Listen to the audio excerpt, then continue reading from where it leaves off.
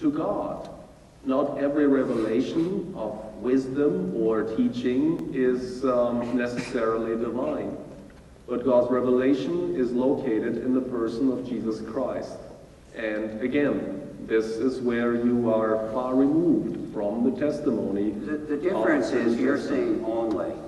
I'm saying yes. God's revelation is found in Jesus Christ, yeah, but, and you're saying only. That's and the difference. I say I just want to clarify because, that. like the young lady indicated, Jesus himself says it. And by the way, there are more than 2 passages where not only Jesus himself, but also others claim salvation to be locked in Jesus. Only way is what I was referring to. It's John 14:6 and Acts 2:32.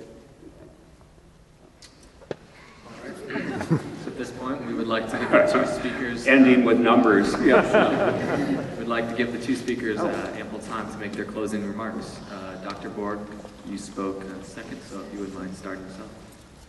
I'm first? Yes. Okay. Gosh. My hope for you as an audience tonight is that you can recognize that there are different ways of being Christian. And I don't think you have heard me say at all tonight about Martin, you're not really Christian. I have heard him say that about me, and it's not that that bothers me particularly, because I, as well as any person, know my heart reasonably well, I think. But I want all of you to know that there are different ways of being Christian, and that some of them create, I think, unnecessary intellectual obstacles.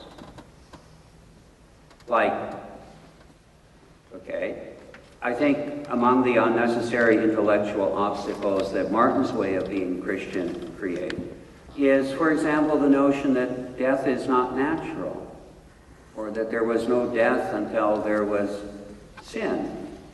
I mean, I don't know how much of pretty reliable science you have to deny in order to believe that.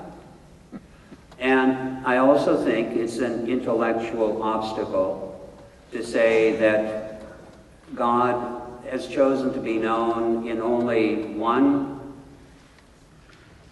religion in the world, which just fortunately happens to be our own, and then only particular forms of it, apparently. I think that's a huge intellectual obstacle for many people. And I think the genuine obstacles to being Christian are not intellectual.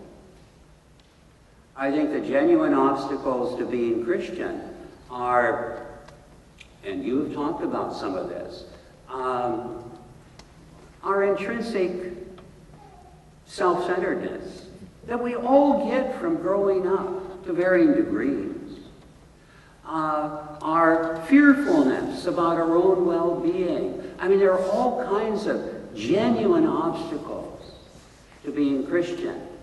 And my passion is to try to get rid of the unnecessary intellectual obstacles created by some ways of thinking about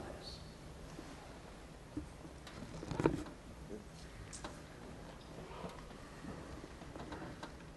I wish I could respond to the notion of intellectual obstacles at this point, because I don't think that they're intellectual in kind or nature. I think that they're spiritual.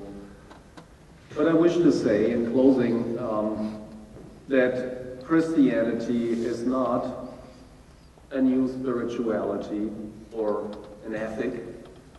Christianity is based on something that happened concretely, historically, in space-time creation.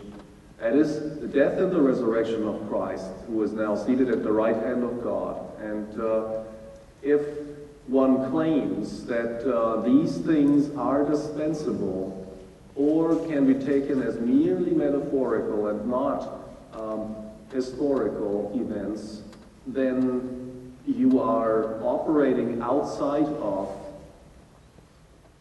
what we might call historic Christianity, even though I do not necessarily like this terminology.